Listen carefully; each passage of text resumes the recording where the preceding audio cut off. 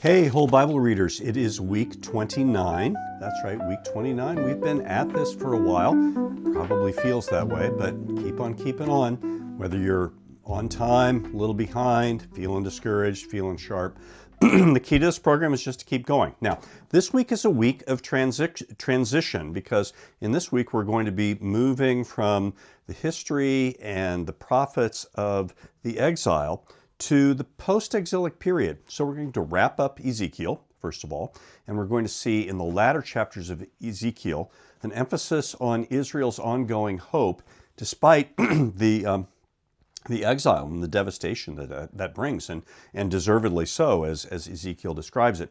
So we have in this section the famous passage about the valley of dry bones, and this is part of folk songs, and it's often kind of used amusingly. But notice what a poignant depiction this is of the complete loss of Israel's life and the sense of complete discouragement and the promise that God is making that He's going to breathe life back into this nation and effectively raise it from the dead. And I want you to notice with this especially how it's followed by a passage that talks about Judah and Ephraim, meaning the northern kingdom, being reunited. That's a very important promise as we think forward, because often we just forget about that northern kingdom. Well, in the New Testament, the descendants of those people are going to be known as the Samaritans, and they're still going to be divided from the descendants of the southern kingdom, who are going to be known as the Jews. But we'll see Jesus reaching out to Samaritans. We'll see the early church incorporating Samaritans and Jews on an equal basis.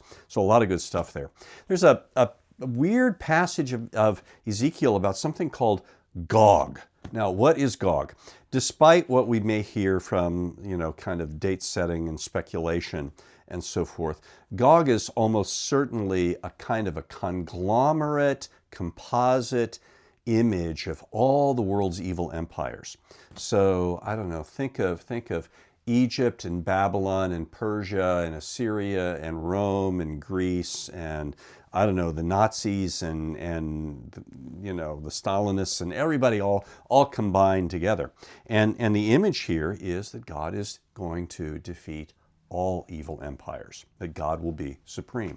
We'll have an extensive depiction of a new temple, and quite frankly, like the depiction of the tabernacle in Exodus, the description is going to be a bit tedious, but that's the point. It's to say God is doing the same thing again.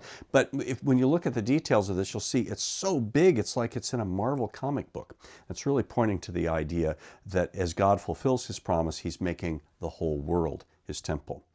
And notice again how all 12 tribes are going to be included in that temple, something that hadn't been the case for Israel since the time of Solomon. Then we make the transition and we go to Ezra and Nehemiah. And by the way, these two books initially were one book. They were kept on one scroll.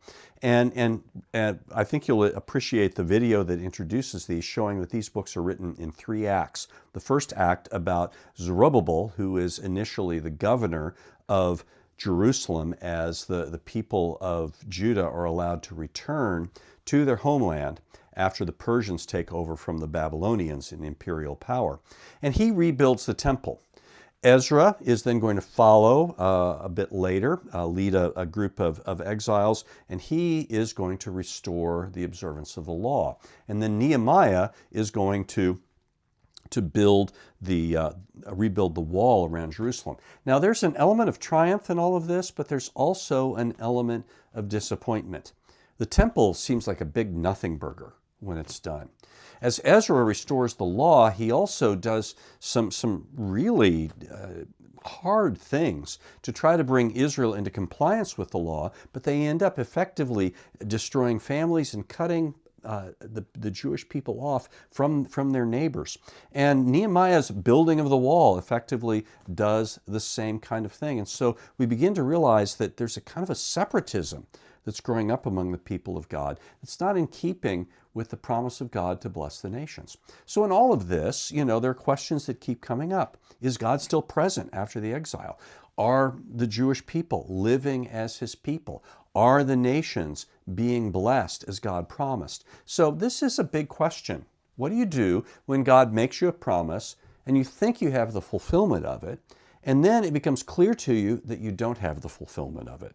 You can stop believing. You could stop trusting in God, or you could wait on God, understanding that God will prove to be faithful. Well, it's that last thing that ultimately these books are calling us to do. But they're being very honest about the kind of paradox that people found themselves in after the exile. So I hope you appreciate this reading. It feels like an obscure corner of the history of the Old Testament, but it's important for our understanding of what's going to come when we have another big transition and move into the New Testament period. Happy reading this week.